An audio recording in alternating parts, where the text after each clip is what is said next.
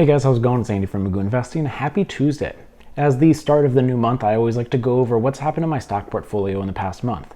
And so going into October, it's going to be probably the most interesting month for my portfolio since the market crashed back in March. There's a potential, probably like a 60 or 50% chance that I will be 75% in cash by the end of the month. And I'm going to explain the reasons why I'm going to be potentially selling most of my holdings by the end of the month in today's video. I'm also going to talk about how my stocks have individually performed against the overall market and explain how my portfolio is up around 7% in the past month when the overall market is down 2%. So I'm going to break all that down in today's video. Before getting started, I do have to say that I'm not a licensed financial advisor and this is not financial advice. Anything you hear in this video is just me giving my own opinions on my own portfolio, and you need to do your own research before making any investment decisions.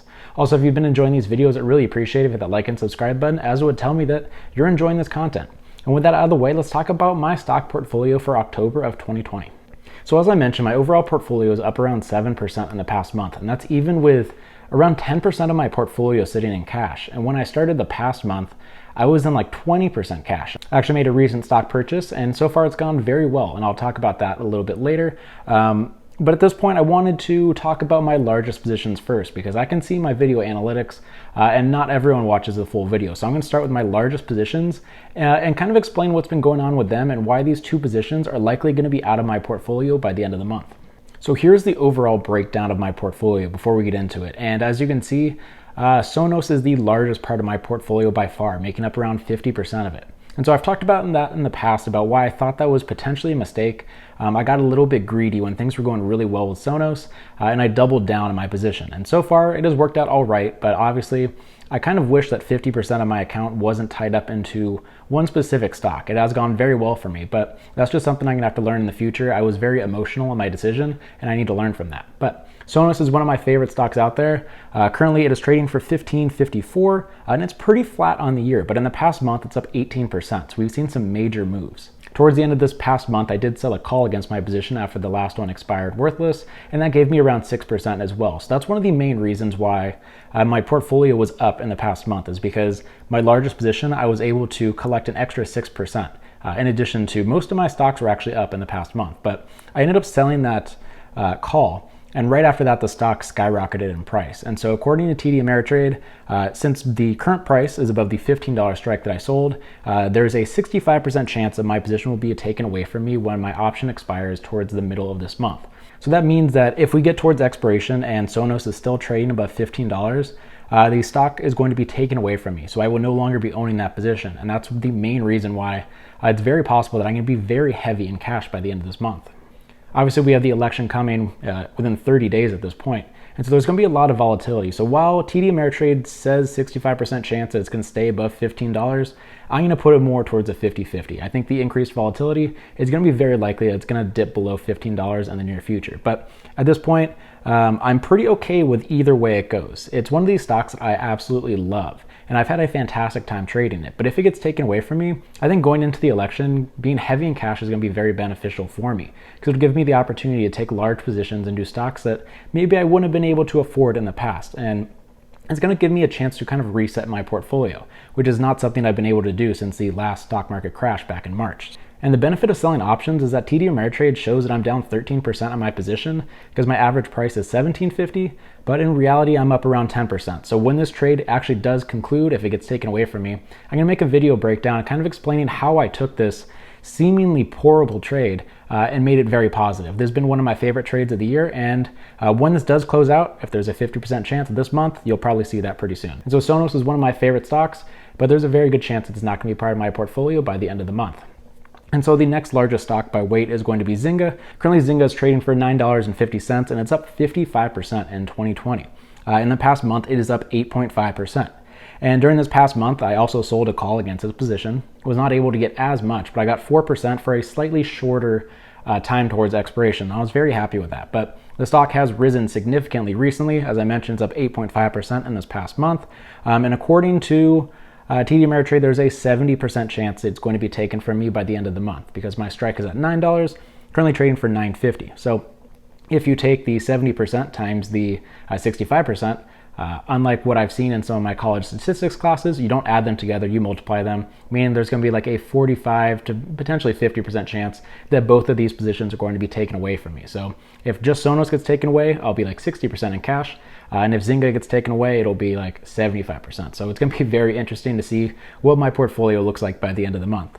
Similar to Sonos, I'm a huge fan of Zynga. I think it is a very well-run business. I think it is very underrated when it comes to the tech sector. I never hear anyone else talking about it, but it's up 55% year to date. Their books are really good. They don't have to worry about the next release of the next-gen consoles because they do almost all of their things exclusively on the phones. And so that tech is always going to be updating. You don't have to worry about people having to buy the new consoles. And I think they're in a great spot for a long-term investment. So similar to Sonos, if it does get taken away from me, I'll be a little sad, but I'm going to be happy to be in cash. And if it doesn't get taken away, that's totally fine. And that's the whole reason behind my option strategies. You find a company that you absolutely love that's going to pay you a decent amount to sell these options to take on this risk. And then worst case scenario gets taken away from you. That's fine, you made some money.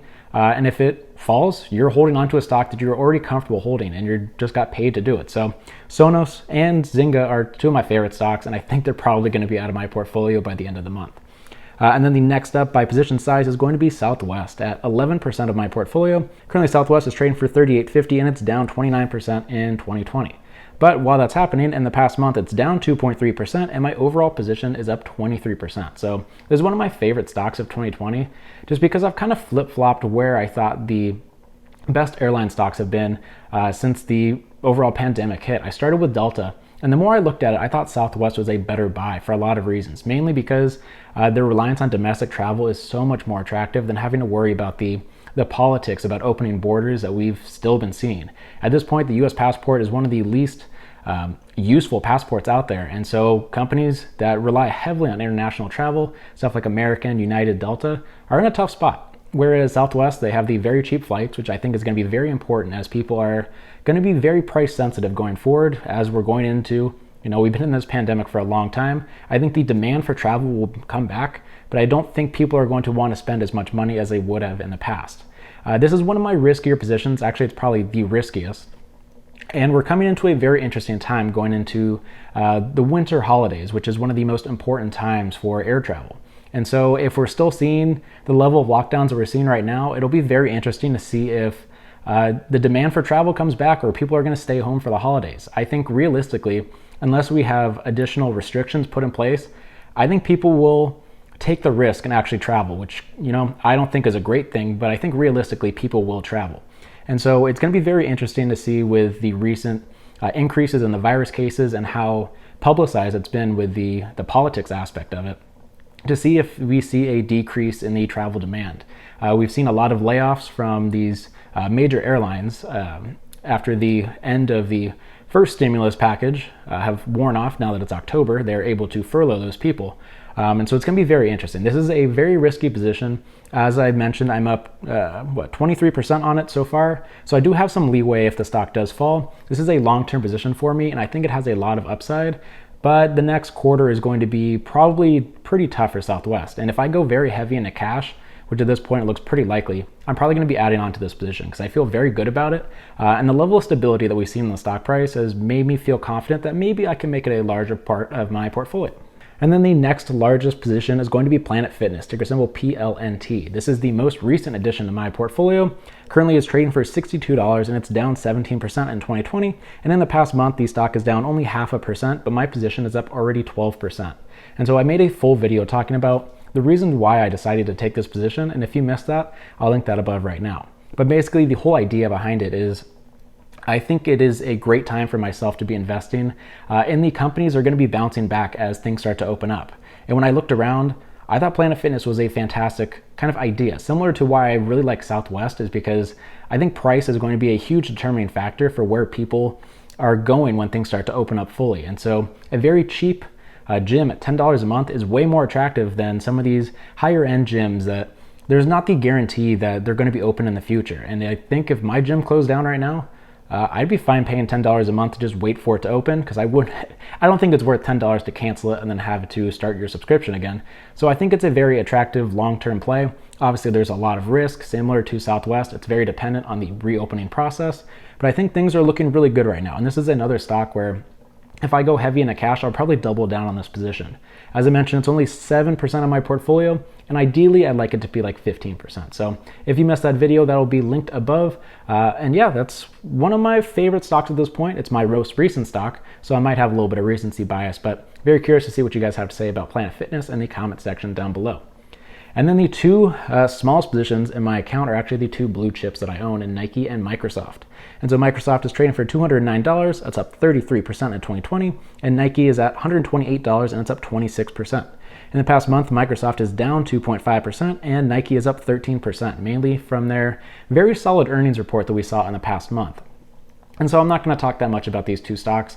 Obviously, these are fantastic companies, but when we talked about in the last video about stocks to buy if the stock market crashes, I don't think these are the stocks to buy right now. And so if the stock market does crash, I think the blue chip stocks are my best bet going forward because they're up 33 and 26% respectively. And so if I can get these stocks at a discount, fantastic. If, like I think right now, that the stock market's probably not going to fall that much further, I think the reopening stocks have been the best bet. And that's why my most recent purchases of Southwest and Planet Fitness have been my most recent positions compared to stuff like Microsoft and Nike that I bought back in April and have not really added to since. So if the market does fall, these would be a larger part of my portfolio, but at this point, they're small parts of my portfolio. I'm probably going to hold on to them forever, and there's not a lot bad you can say about these two companies. So overall, that's my stock portfolio. It's going to be very interesting to see what happens in the next month because there's a very good chance in the next month that my portfolio will be 60 to 75% in cash. And that's going to be very exciting because I can reset my portfolio